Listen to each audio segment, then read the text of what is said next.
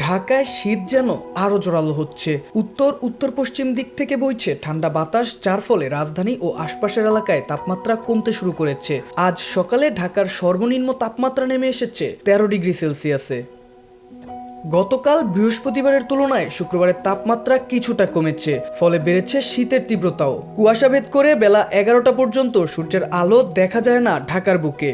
11:30টার পর কুয়াশা ভেদ করে সূর্য উঁকি দেয়।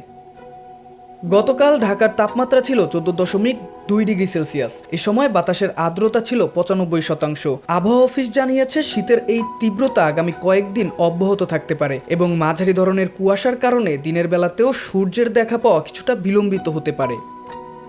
এদিকে রাজধানী ঢাকা ও আশপাশের এলাকায় সকাল 7টা থেকে পরবর্তী 6 ঘন্টার জন্য পূর্বাভাসে বলা হয়েছে আকাশ মেঘলা থাকতে পারে, আবহাওয়া প্রধানত শুষ্ক থাকতে পারে। এছাড়া উত্তর উত্তর পশ্চিম দিক থেকে ঘন্টায় 6 থেকে 12 কিলোমিটার বেগে বাতাস প্রবাহিত হতে পারে। সেই সঙ্গে দিনের তাপমাত্রা সামান্য বৃদ্ধি পেতে পারে।